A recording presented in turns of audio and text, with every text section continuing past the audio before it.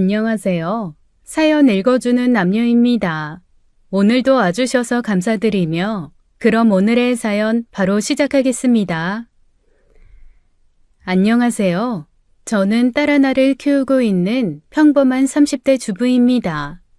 제가 불자는 아닌데 언젠가 관광차 들른 곳에서 절에 들렀다가 스님께 그런 말씀을 들은 적이 있어요. 그저 스쳐 지나갈 인연에도 최선을 다하라는 말이요. 당시 주변 사람들 때문에 마음이 많이 힘들었을 때인데 스님께서 그런 말씀을 해주시며 그러시더라고요. 아주 작은 인연일지라도 내가 최선을 다하다 보면 나중에 그 인연에 대한 미련이 없어 덜 힘들다고요. 그리고 작은 인연인 줄 알았던 것이 알고 보면 생각보다 큰 인연이 되어 돌아올 수 있다고 했었죠. 그때는 그 말이 그렇게 와닿지 않았는데 몇 달 전 그 말의 의미를 온몸으로 느낀 사건이 있었습니다. 저는 소개팅으로 만난 남자친구와 순조로운 연애 끝에 결혼 준비를 시작했었어요. 지금 생각해보면 문제는 상견례 자리에서부터 시작된 것 같습니다. 양가 형제자매까지 다 참석했으면 좋겠다는 시어머님의 말에 저희 쪽에서는 제 언니가, 남편 쪽에서는 아주버님이 참석했었죠.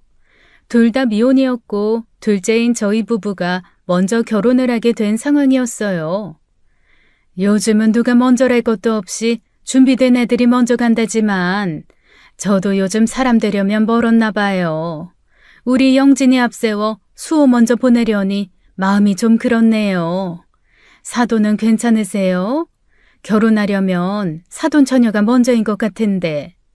아니요. 큰애는 하는 일도 있고 당장 결혼 생각이 없다고 하니 먼저 가고 싶은 작은애 먼저 보내는 건 아무렇지도 않아요.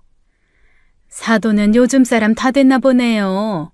그래도 찬물도 위아래가 있다는 옛말이 괜히 있는 건 아닌데 먼저 갔다가 아이까지 먼저 낳으면 족보도 이상해지고 그런 거 신경 쓰는 시대인가요?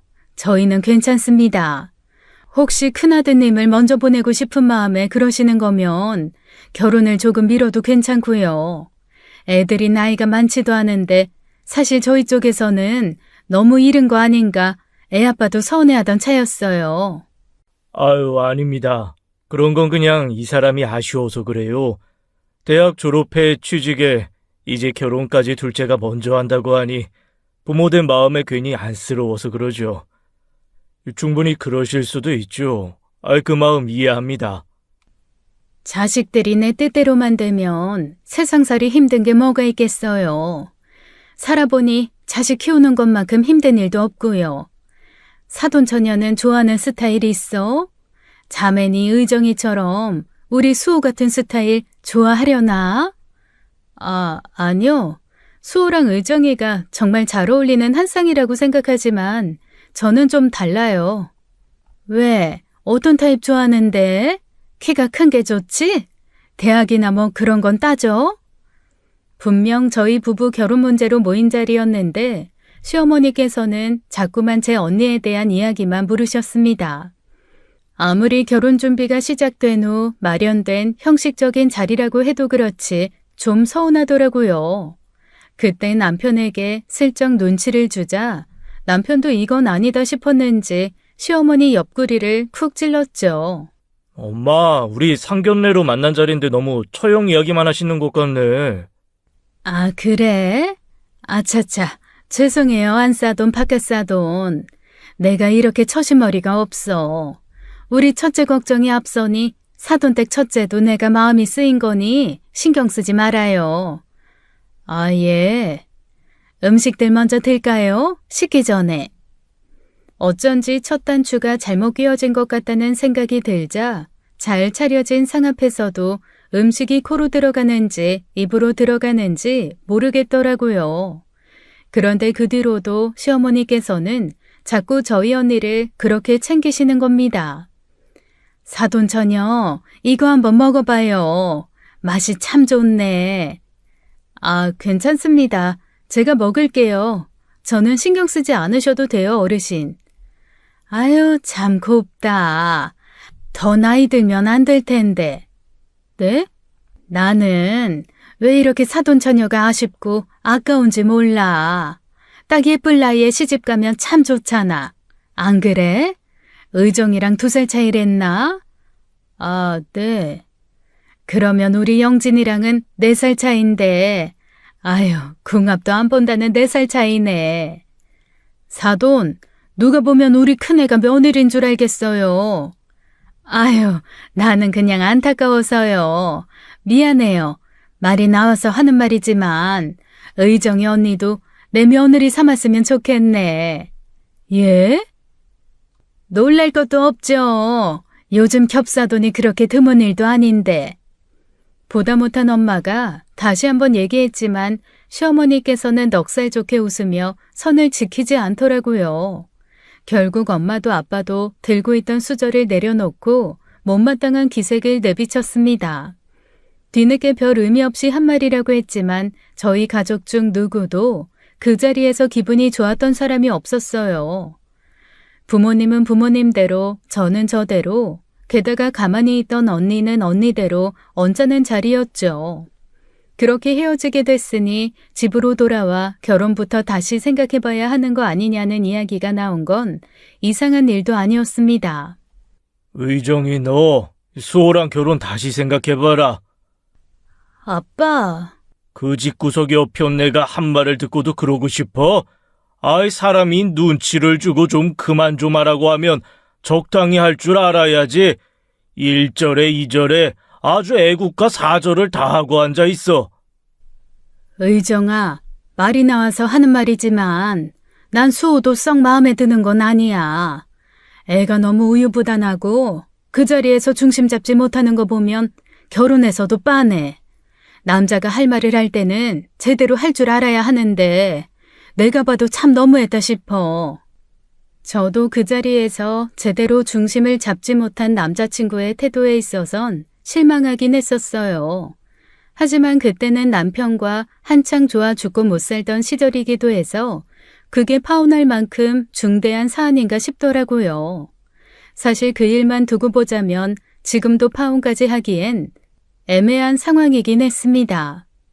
시어머니 자리가 유별스럽고 부담스럽긴 했지만 남편과 잘 이야기하면 해결될 문제라고 생각했거든요. 하지만 부모님 의견이 그렇다고 하니 남편에게도 전달하긴 했었어요. 그런데 남편은 오히려 좀 불쾌해 하더라고요. 파혼? 아, 어머님 아버님 너무 오버하시는 거 아니야? 우리 엄마가 좀 오지랖이 넓긴 한데 다 좋은 의미에서 한 말이잖아. 처형 능력 있고 인물도 좋은데 그 나이까지 혼자에 결혼할 생각도 없다고 하니까. 그냥 하신 말씀도 아니고 겹사돈 얘기까지 꺼내신 거 못 들었어? 며느리 삼고 싶다는 말씀도 하시고 우리 상견례로 만난 자리에서 우리 얘기는 제대로 하지도 않으시고 거기서 첫째들도 붙여보려고 애쓰시는 게 좀 그렇다는 거지. 좋은 게 좋은 거라고. 우리 부모님이 그만큼 너희 집이 마음에 들어 그런 거라는 생각은 안 들어? 오죽했으면 엄마가 겹사돈 이야기까지 꺼냈겠냐고. 아이, 너무 과민 반응하시니 나도 당황스러워 뭐라고 해야 할지 모르겠다. 당시 그 일로 남편과 작은 언쟁을 한 뒤 이틀 동안 연락을 하지 않았었어요.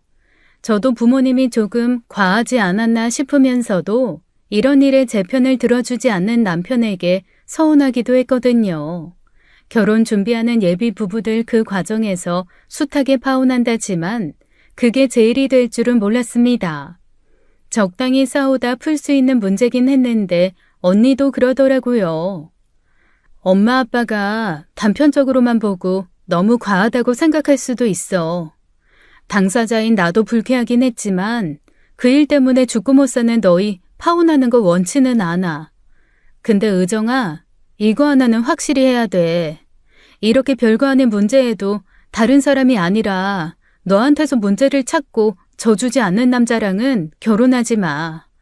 자기 생각엔 사소한 문제라는데 그럼 그렇게 사소한 문제일수록 네 마음을 더 들여다봐주고 네 입장에서 생각할 수 있어야 하는 거 아니야?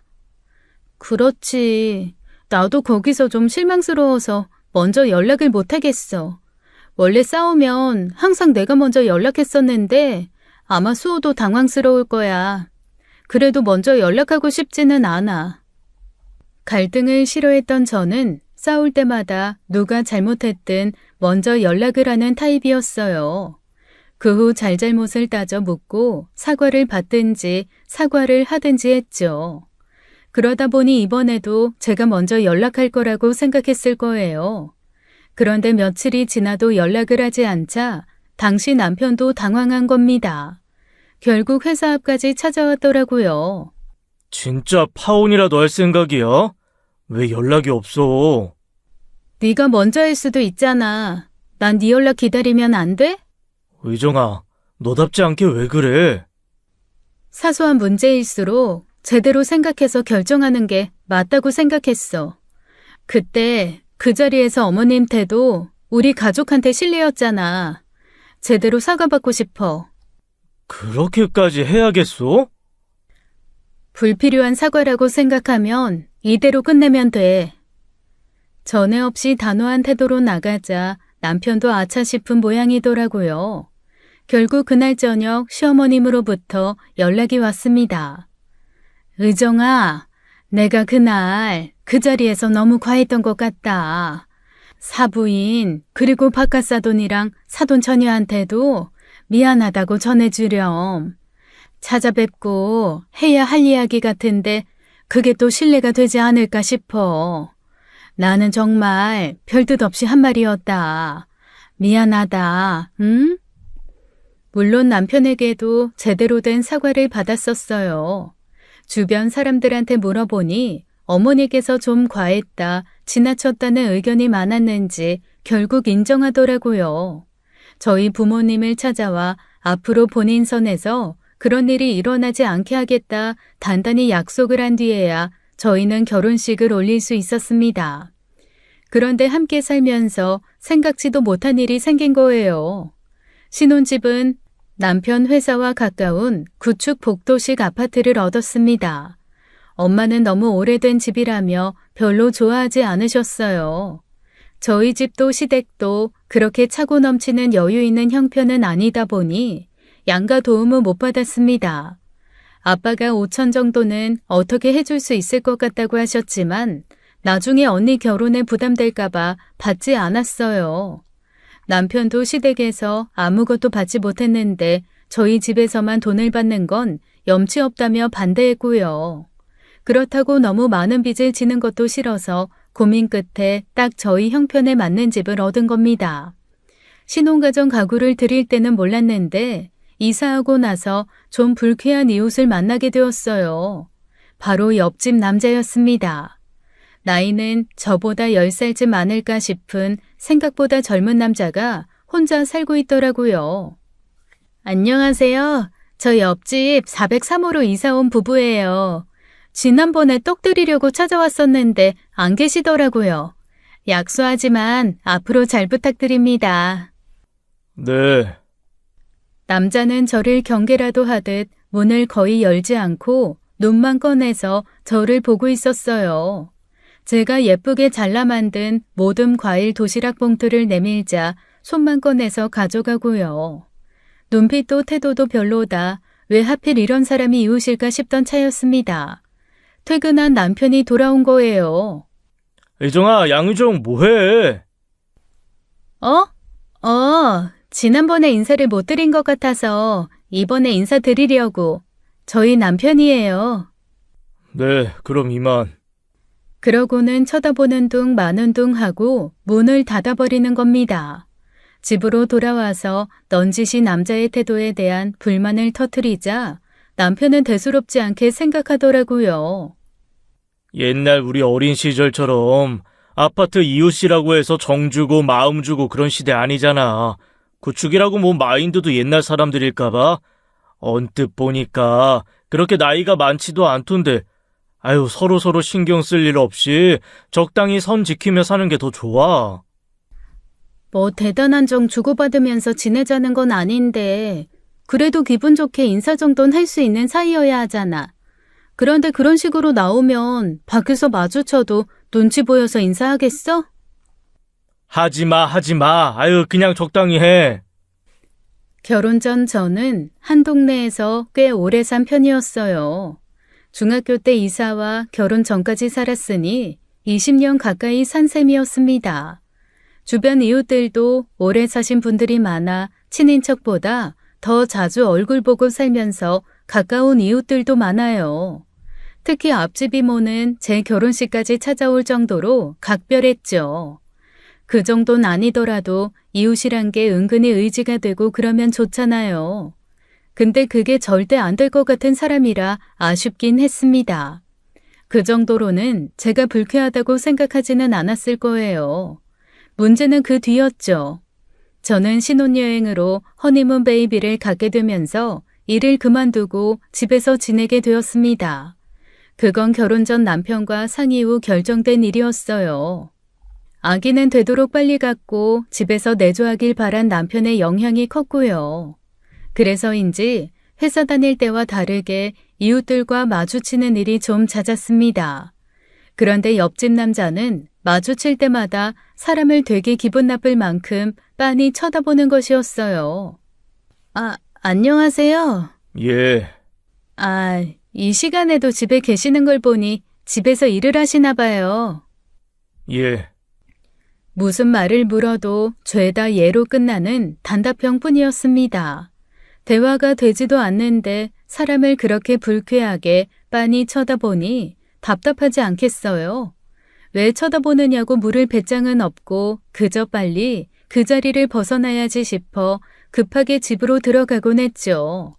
같이 엘리베이터를 타게 될 것 같으면 일부러 뭔가 잊은 사람처럼 어색하게 웃으며 돌아서기도 하고요. 옆집 남자 말이야. 만날 때마다 되게 불쾌해. 머리카락도 제대로 자르지도 않고 수염도 제대로 안 깎고 사람을 겉모습으로만 판단하는 건 좋지 않지만 지나갈 때마다 담배 냄새도 너무 많이 나고 인상이 너무 지저분해. 너답지 않게 왜 남의 흉을 봐? 흉이 아니라 그냥 마주칠 때마다 기분이 좀 안 좋으니까 그렇지. 사람을 이상하게 빤히 쳐다본다? 그래서 내가 똑같이 쳐다보면 안 그런 척 시선을 돌려. 나 좀 무서워, 수호야. 아이고, 엄한 사람 잡지 좀 마. 원래 사람을 빤히 잘 쳐다본대. 나도 그렇게 쳐다보길래 물어봤더니 그냥 습관이라고 하더라.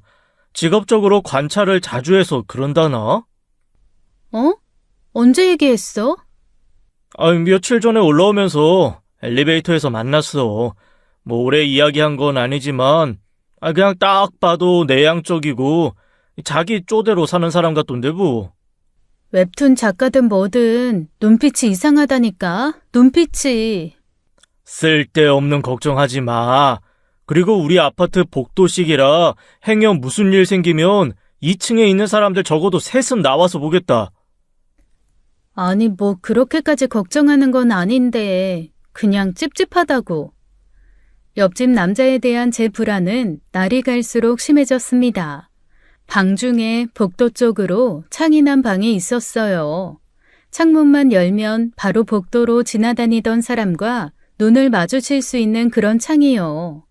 그래서 그 창문은 불투명하게 되어 있었는데 그 방은 저희가 옷방으로 쓰는 방이었습니다. 어느 날 빨래를 정리하고 일어서려는데 깜짝 놀라 애 떨어질 뻔한 거예요. 누군가 그 창문 앞에서 딱 저희 방을 쳐다보고 서 있었거든요. 진짜 너무 놀라 입을 떡 벌리고 주저앉아 숨도 제대로 쉬지 못했어요. 혼자 있는 집에서 그 순간이 얼마나 공포스러웠을지 아는 사람은 아실 겁니다. 그 순간 저는 바로 옆집 남자가 떠오르더라고요. 모른 채 할까 싶다가 경고를 하고 싶었어요. 그래서 창문을 향해 소리쳤죠. 누구세요? 거기 누구냐고요? 그러자 창문에 어른거리던 사람 형체가 천천히 복도 옆으로 사라지는 겁니다. 전 남자의 집 문이 열리나 싶어 현관문에 귀를 기울였지만 그런 소리는 듣지 못했어요. 일부러 자기란 걸 감추려고 아래층까지 갔다 들어오나 생각보다 치밀하다 그런 생각이 들었죠. 아니나 다를까 몇 분 뒤 정말로 옆집 문이 닫히는 소리가 들리는 겁니다.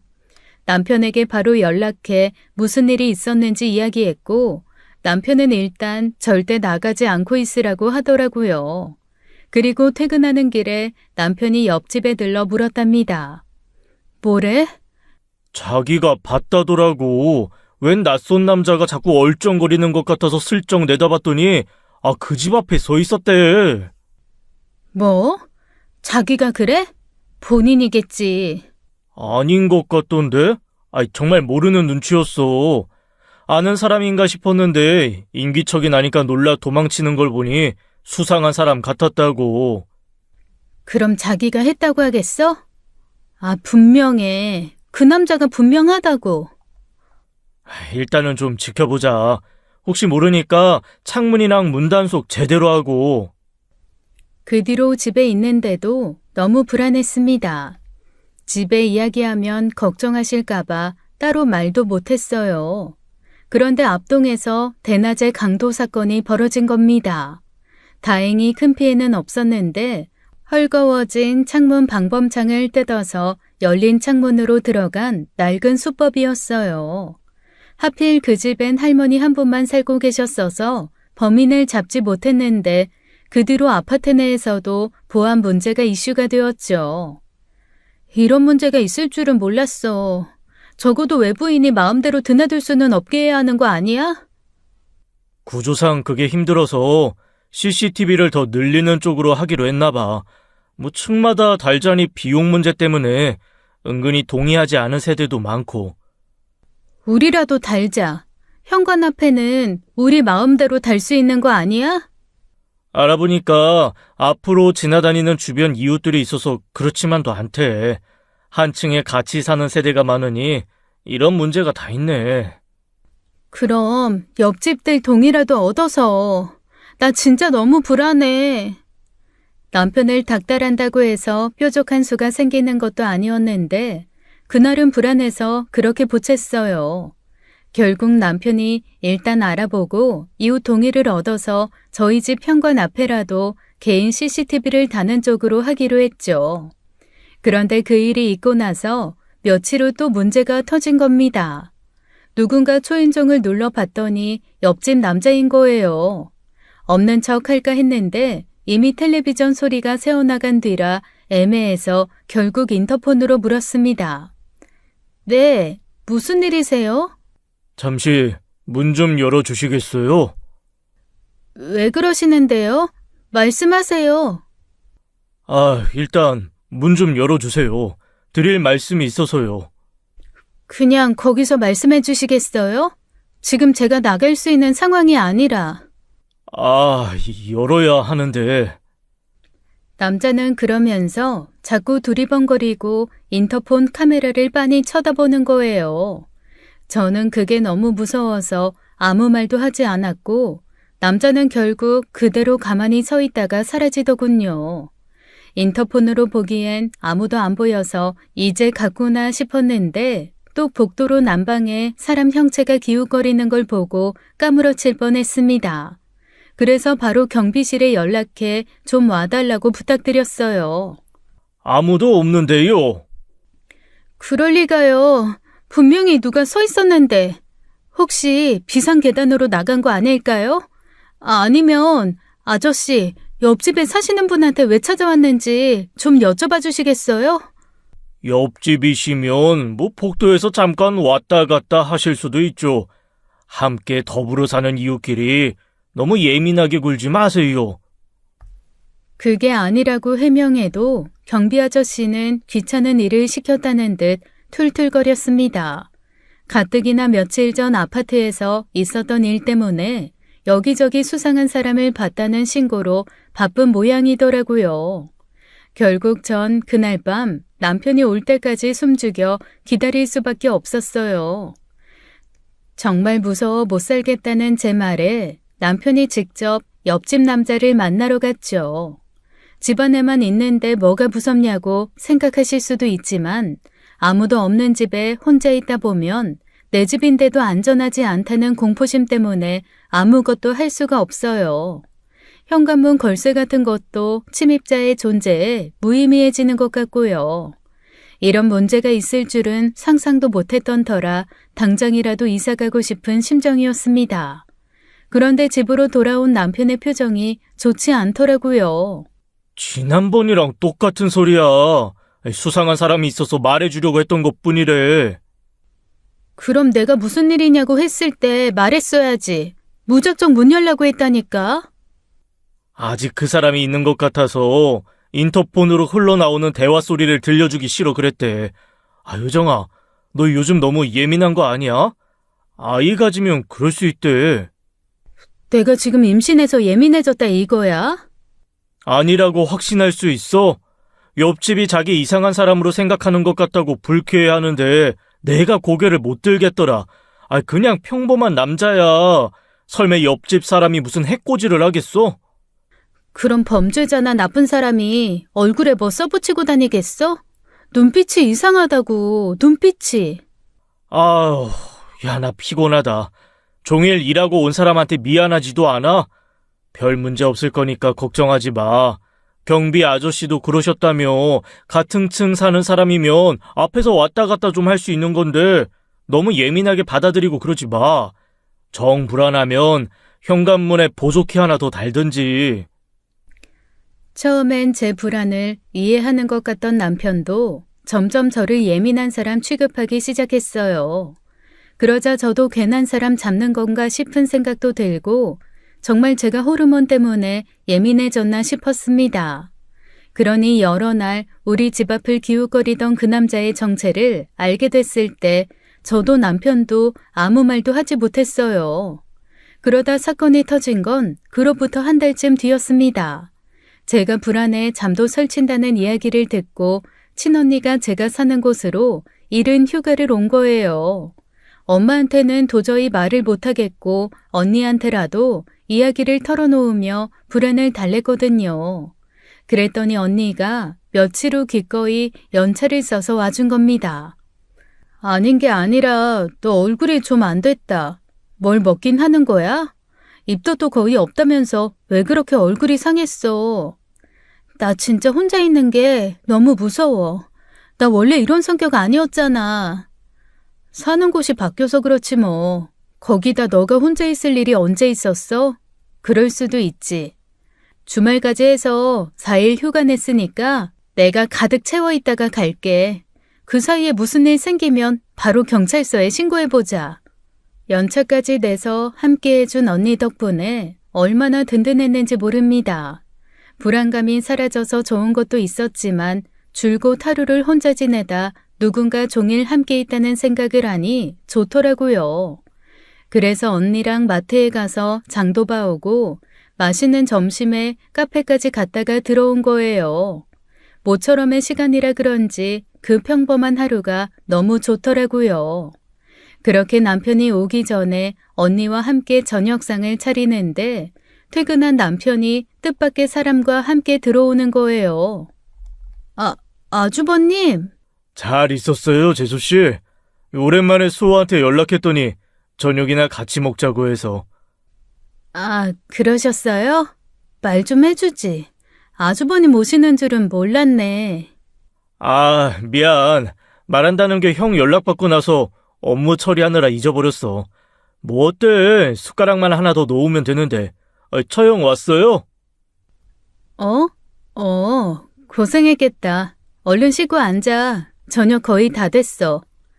갑작스러운 아주버님의 방문에 저도 언니도 얼마나 당황했는지 모릅니다. 솔직히 마주쳐서 반가운 관계는 아니잖아요. 사돈이기도 하고 일전에 상견례 사건이 있어 그런지 언니는 좀 불편해했거든요. 저도 아주버님이 오면 일단 옷차림새도 신경 써야 하고 편하게 있을 수가 없어서 솔직히 반갑지도 않았죠. 말도 없이 아주버님까지 같이 오면 어떡해. 오늘 우리 언니 온다는 말 못 들었어? 아까 연락했잖아. 그래, 들었지. 근데 뭐가 문제야? 처형도 왔는데 우리 형은 오면 안 돼? 아니, 왜 하필 오늘인데. 언니, 아주버님 불편해하는 거 알잖아. 그거야 엄마 때문에 생긴 일이잖아.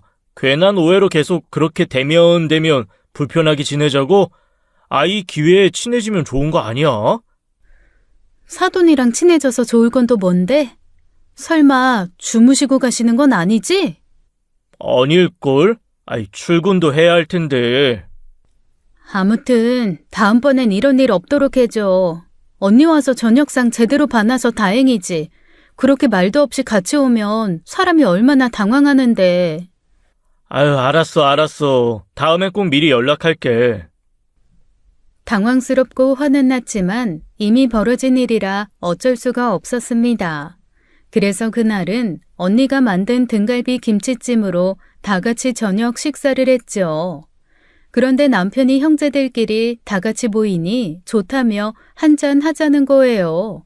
다음 날이 주말도 아니었는데 술을 찾길래 언짢았지만 분위기가 그렇게 만들어져서 어쩔 수 없이 술이 들어갔죠. 소주 2병과 맥주캔 6개를 꺼내 마셨는데 언니는 맥주캔 하나 따놓고 분위기만 맞췄어요. 저는 당연히 입에도 대지 못했으니 나머지를 그 2사람이 다 마신 것이죠.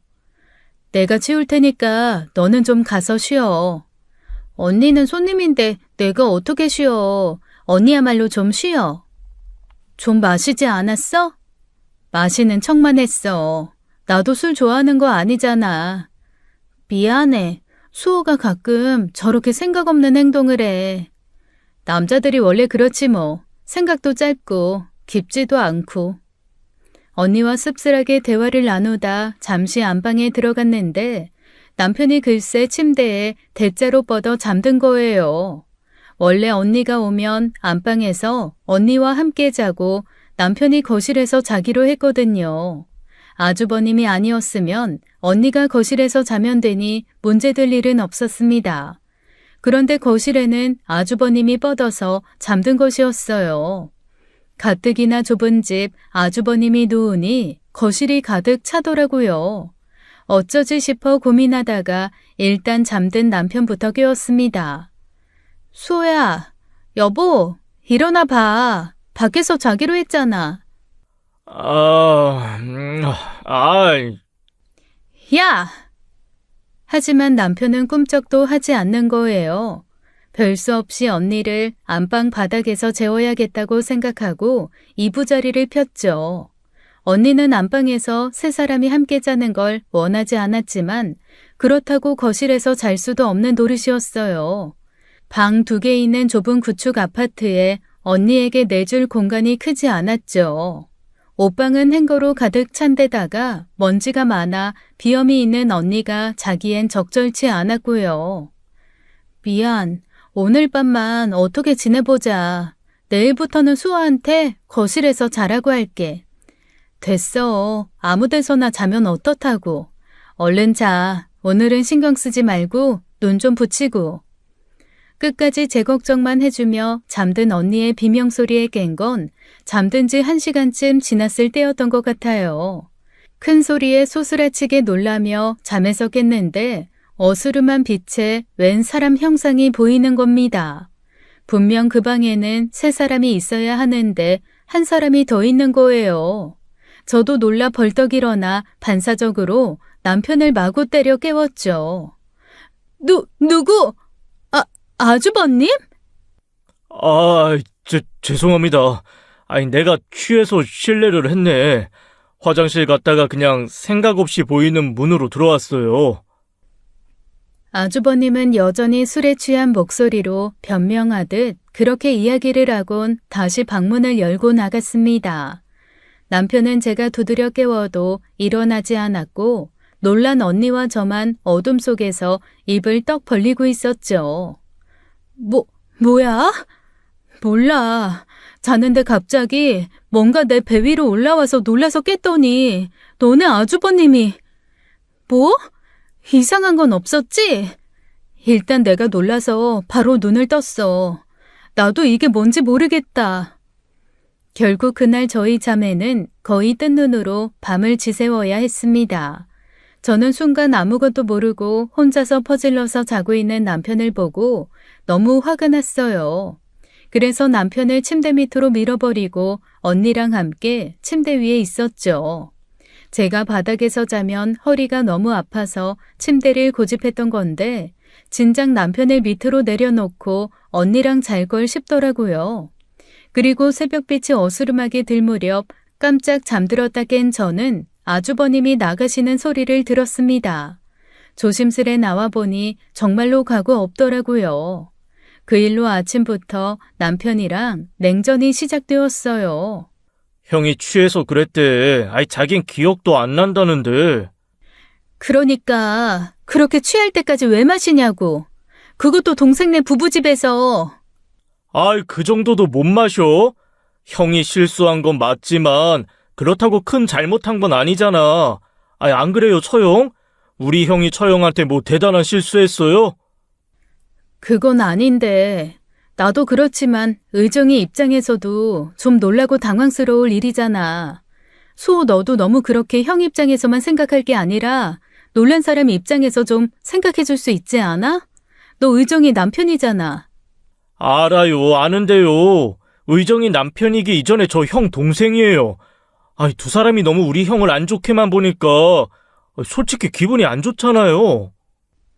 그래, 이해하는데 그만큼 놀라서 그래.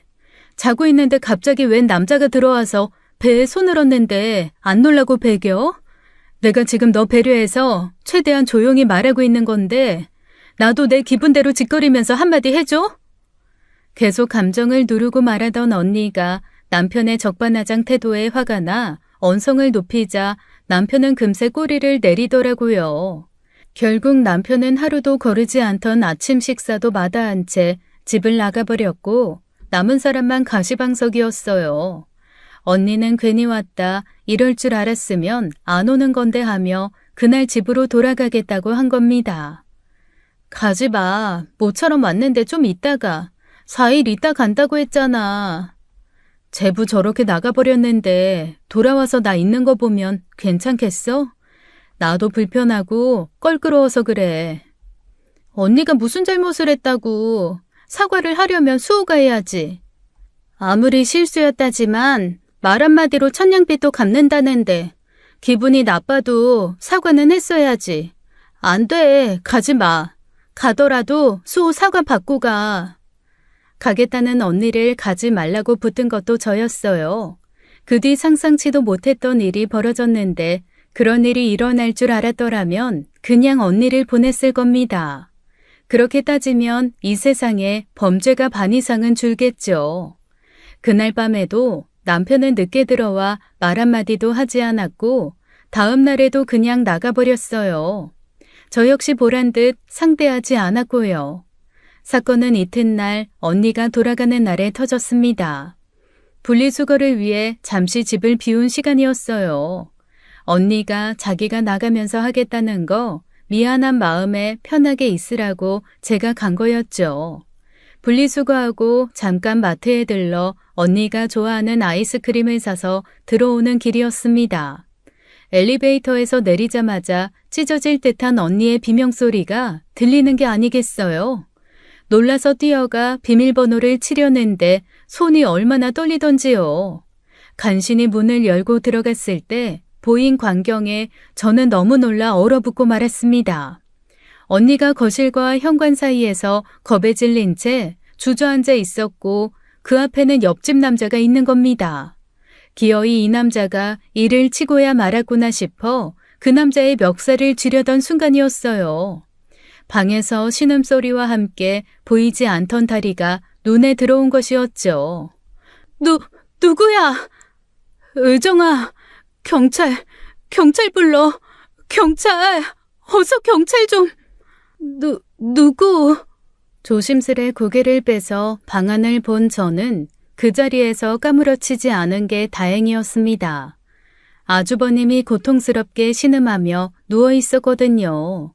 그 자리에 아주버님이 있다는 것도 놀랄 일인데 더 기가 막힌 건 아주버님의 바지춤이 내려가 있었다는 거예요.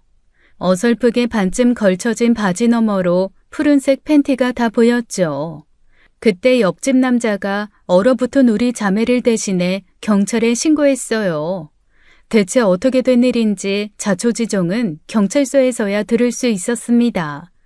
언니가 너무 놀라 제대로 말도 못했는데 참고인 자격으로 따라온 옆집 남자가 약국에서 청심환까지 사다 준 덕분에 언니는 입을 열 수가 있었어요.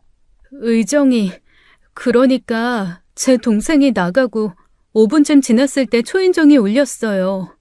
인터폰을 보니 사돈 총각이었는데 없는 척하는 건 좀 아니다 싶어서 문을 열었거든요. 동생네 집에 머물다 간 날이 있었는데 그때 놓고 간 물건이 있다면서요.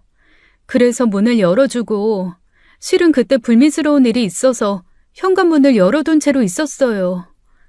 언니는 떨리지만 분명한 목소리로 그때의 일을 이야기했습니다. 뭔가 찾는 척하던 아주버님이 언니를 자연스레 방 안쪽으로 유도했고 현관문도 열려 있는데 설마 무슨 일이야 있겠나 싶어 따라 들어간 방에서 하마터면 큰일이 일어날 뻔한 거예요. 때마침 언니의 비명소리를 들은 옆집 남자가 와서 아주버님을 제압하고 쓰러뜨린 겁니다. 비명소리가 들렸고, 그래서 나와보니 저 남자가 이 여자분 위에 올라타서 바지춤을 내리고 있었어요. 옆집 남자는 차분하게 당시의 상황을 증언해 주었고 그건 저희 자매에게 정말 큰 도움이 되었죠. 어이가 없고 너무 황당하기만 했던 저는 두 사람의 증언을 듣고 너무 화가 나더라고요. 그래서 마치 딴 세상에 있는 것처럼 앉아있는 아주버님께 따져 물었습니다. 왜 그러신 거예요? 왜요? 아주버님, 말씀 좀 해보세요. 저희 언니예요. 다른 사람도 아니고 저희 언니라고요. 아니, 다른 사람이라고 해도 그러면 안 되죠. 대체 무슨 생각으로, 대체 왜? 하지만 아주버님은 제 목소리가 들리지 않는 사람처럼 대꾸를 하지 않았습니다. 미친 사람인 줄 알았어요. 잦은 교류가 있진 않았지만 적어도 정신적으로 이상이 있는 사람이라고 생각은 안 했었습니다. 시부모님께서도 남편에게서도 이상한 말을 듣지도 못했고요. 대답 없는 아주버님께 소리를 고래고래 지르며 따져 물었지만 얻을 수 있는 건 없었죠. 급하게 회사에서 연락을 받은 남편도 경찰서로 왔는데 자초지종을 듣더니 믿기 어렵다는 듯 입을 다물지 못하더라고요. 경찰관님께 몇 번이나 진짜요? 진짜로요? 라는 말만 기계처럼 반복했습니다. 남편도 마찬가지로 자기 형한테 찾아가 대체 무슨 생각으로 그런 짓을 했냐고 물었지만 대답은 듣지 못했고요. 언니는 너무 큰 충격에 저희 집으로 가지도 못했고 바로 친정집으로 보내야 했어요. 뭔가 오해가 있을 거야. 저 형이 뭔가 오해를 하고. 무슨 오해? 옆집 남자 증언 못 들었어? 아주버님이 우리 언니한테 하려던 짓이 뭔지 진짜 모르겠냐고. 그 남자 이상하다며. 눈빛도 이상하고 수상하다고 그랬잖아. 이제 와서 그 남자 말을 믿는다고? 나도 직접 봤어. 쓰러져 있는 너네 형이 바지춤이 내려간 채 널브러져 있는 거 내 두 눈으로 똑똑히 봤다고. 도저히 믿기 힘들었는지 자기 형 대신 변명이라도 해보려고 했던 남편은 제 말에 입을 다물고 말았습니다. 그런데 경찰 조사 결과 더 믿기 힘든 기가 막힌 일이 밝혀졌어요. 아주버님은 이미 오래전에 직장을 잃은 백수였던 겁니다. 시부모님은 그 사실을 알고 있었고 정확히 남편은 모르고 있었더라고요. 그런데 그 시간만은 백수 아주버님이 한 짓은 그게 전부가 아니었던 겁니다. 최근 저희 집 앞 주변을 얼쩡거리던 그 수상한 사람의 정체가 바로 아주버님이었던 거예요. 그건 옆집 남자의 추가 증언으로 밝혀진 것이었죠. 옆집 남자는 몇 번이나 아주버님을 봤다고 했습니다. 복도로 난 창문 뒤에서 얼굴을 계속 확인했었대요. 경찰서에서는 저희 자매가 놀랄까봐 그것도 제가 임신 중이라 말하기 힘들어 나중에 밝힌 것이었어요. 아주버님은 진술을 거부했고 언니는 아주버님을 고소했습니다. 그 사실을 알게 된 시부모님께서 찾아와 사정을 하시더라고요. 그 과정에서 남편도 제게 숨긴 끔찍한 아주버님의 과거가 또 밝혀지게 된 것이었어요. 아가, 의정아, 내가 이렇게 부탁할게. 사돈처녀 놀란 마음 어떻게든 보상을 해줄게. 제발 그 고소만은 어떻게 해주면 안 되겠니? 어머니, 지금 어머님 이러시는 거 저 너무 불편해요. 제 눈으로 봤어요.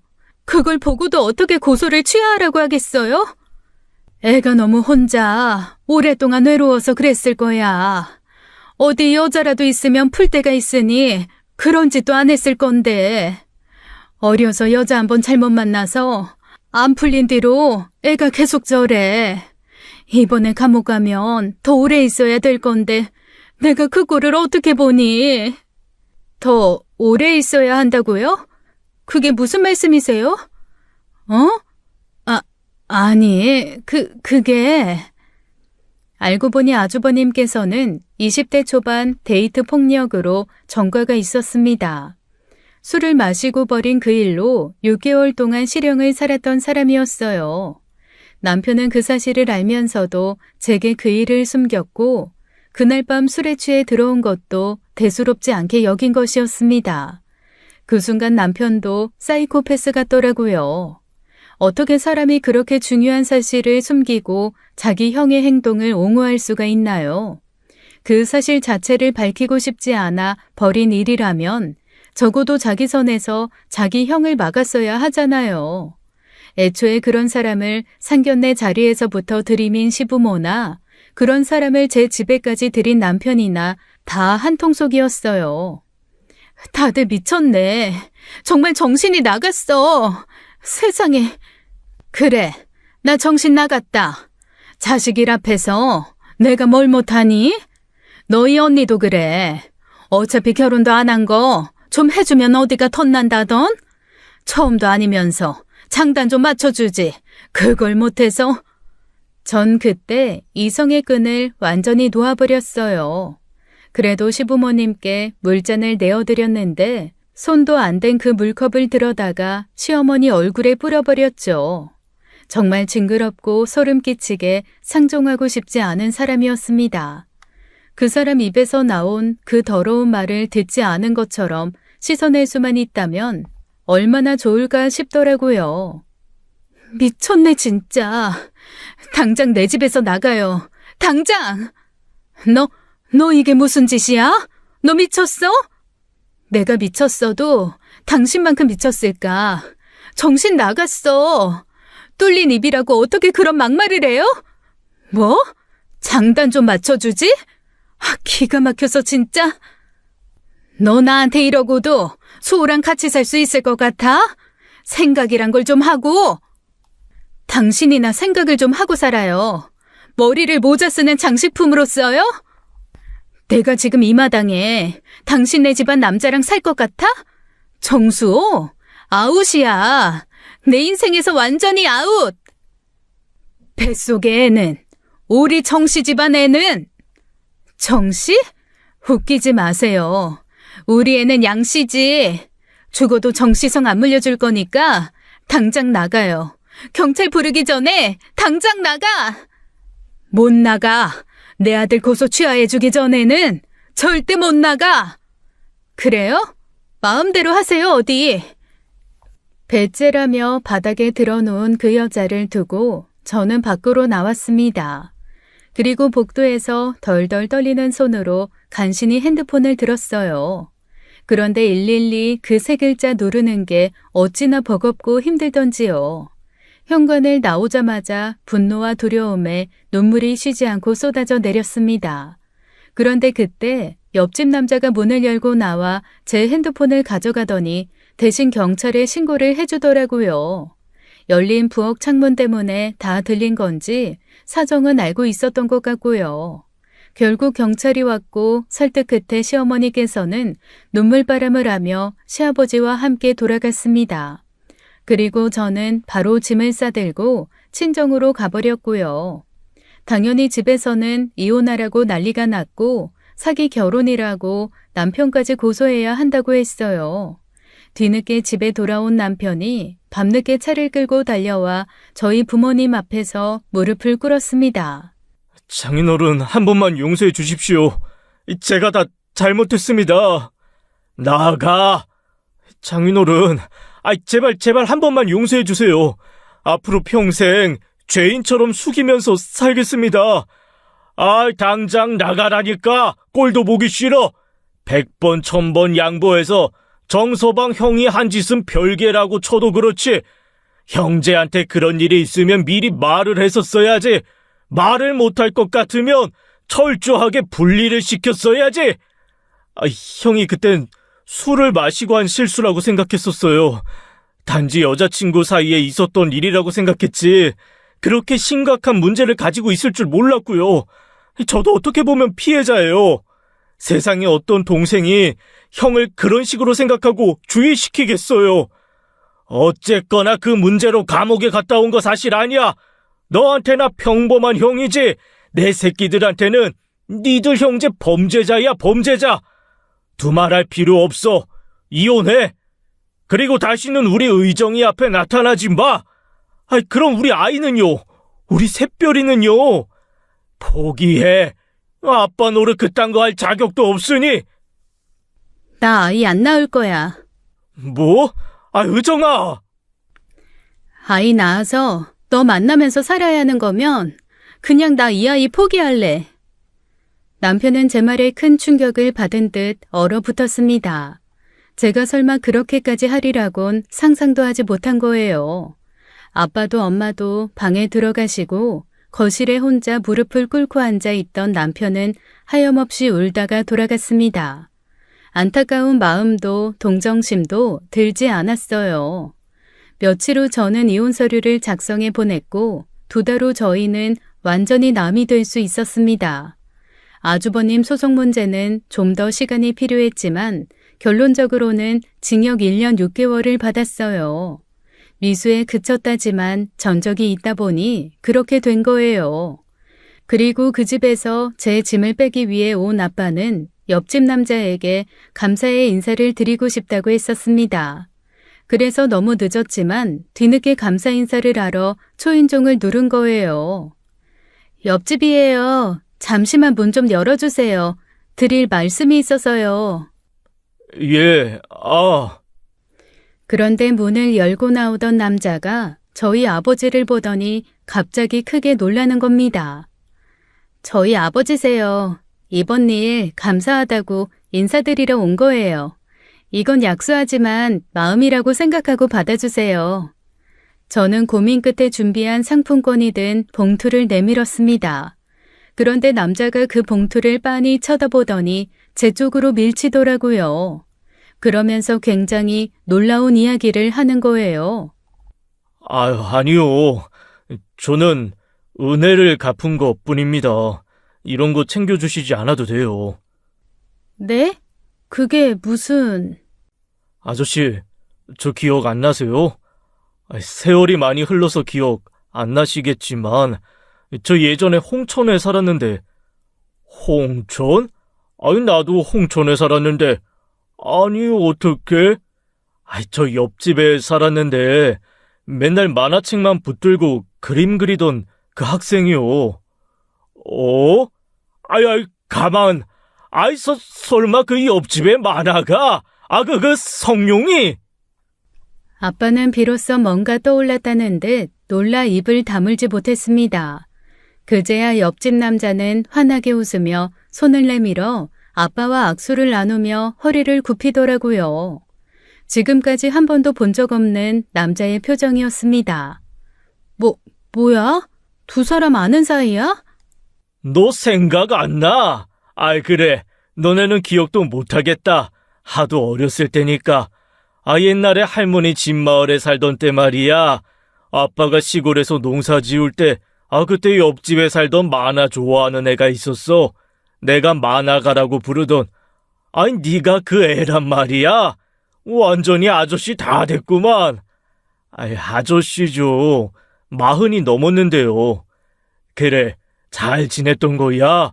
그리고 나서 외삼촌 집으로 갔다는 소식만 들었는데, 예, 그 뒤로 외삼촌 집 가서 학창시절 다 보내고 성인 되자마자 독립해 나와서 전국 방방곳곳을 떠돌아다니면서 살다가 비로소 정착한 거예요. 그런데 여기서 아저씨 딸을 다 만나더라고요. 그 남자와 아버지 사이에는 특별한 인연이 있었습니다.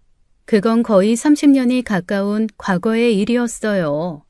저는 기억도 안 나는 일이지만 저 역시 그 남자와 같은 동네에 살았던 시절이 있었던 겁니다.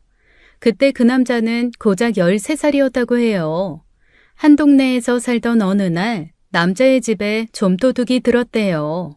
그런데 좀도둑과 대치하다가 그만 남자의 아버지가 뒤로 쓰러지면서 머리에 강한 충격을 받고 돌아가신 거예요. 남자의 아버지가 정신을 잃고 쓰러지자마자 도망치려던 것을 소란에 나온 저희 아빠가 막은 것이고요. 무기를 가진 범인을 목숨을 걸고 제압한 덕분에 감옥에 보내 제대로 된 벌을 받게 했다는 겁니다. 저는 아빠한테 이런 과거가 있는 줄은 꿈에도 몰랐어요. 그런데 그 13살의 기억이 30년이 넘도록 빛처럼 남아 있었던 모양이었어요. 처음 제가 그 집에 인사차 찾아왔을 때부터 긴가민가 했다는 겁니다. 아저씨 인상이 좀 강하다 보니까 의정 씨한테도 아저씨 얼굴이 좀 남아있더라고요. 낯이 익다 싶었는데 이름 듣고 거의 확신을 했었어요. 성씨도 이름도 그렇게 흔한 건 아니다 보니 남자의 기억 속에서 살아나온 것이었죠. 그 뒤로 참 신기한 인연이다 싶어 저를 빤히 쳐다보게 된 건데 저는 그걸 오해한 거였고요. 그런데 저희 집 앞에 수시로 수상한 남자가 나타나는 걸 보고 느낌이 좀 안 좋더랍니다. 그래서 그 뒤로 계속 지켜보면서 알려주려고 했던 거예요. 세상에 어떻게 이런 인연이 다 있나. 결국 남자는 제 아버지에게 진 빚을 정말로 갚은 셈이 된 거였어요. 살다 내가 너를 다시 만나 도움을 받을 줄 어떻게 알았겠어? 아이고 참나 고맙다. 이번에 내가 너한테 큰 빚을 졌어. 그 순간 네 아니었으면 아유 지금쯤 어떤 지옥에서 살고 있을지 상상도 안 간다. 마찬가지예요. 아저씨 아니셨으면 그 범인 제대로 잡혔을지도 모르겠고 그 범인 못 잡았으면 저 이렇게 멀쩡하게 그림 그리지 못했을 거예요. 이렇게라도 은혜 갚을 기회를 준 걸 보면 제가 하늘에 그렇게 밉보이진 않은 모양이에요. 남자는 너스레를 떨며 웃었죠. 그날 이후 저희는 자주 연락하며 보고 사는 사이가 되었습니다. 안 좋은 기억 때문에 그 동네에 찾아가진 않지만 남자는 종종 저희 집으로 찾아와 함께 식사를 하죠. 저는 그 뒤로 혼자 아이를 낳았습니다. 남편이 없다는 의미이지 진짜로 혼자라고 생각하진 않아요. 아이를 낳는 순간 언니가 함께 있어줬고 엄마도 아빠도 함께 육아를 도와주시고 있거든요. 남편에게는 아이를 낳았다는 연락도 하지 않았습니다. 연락이 올까봐 번호도 바꿔버렸어요. 그때 아이를 지우겠다고 한 말은 진심이 아니었지만 아이 때문에 다시 만나면서 살고 싶지 않다는 말은 진심이었거든요. 행여 우연히 만나더라도 어떻게든 발뺌하고 우길 생각입니다. 오지 않은 미래에 대한 걱정은 접어놓고 아이만 생각하고 살려고 해요. 최근엔 또 좋은 낌새가 있었는데 아무래도 옆집 남자와 언니와의 사이가 심상치 않다는 거였어요. 보통 인연이 아닌데다가 알고 보니 언니가 즐겨보던 웹툰을 그린 작가라서인지 둘이 통하는 게 많은 것 같더라고요. 부모님께서도 결혼 생각도 없던 언니가 신기한 인연인 남자와 잘 돼가는 것 같자 좋아하시고요. 옆집 남자는 수상한 사람이라고 오해하던 지난날이 무색할 만큼 겉모습과 달리 좋은 사람이더라고요.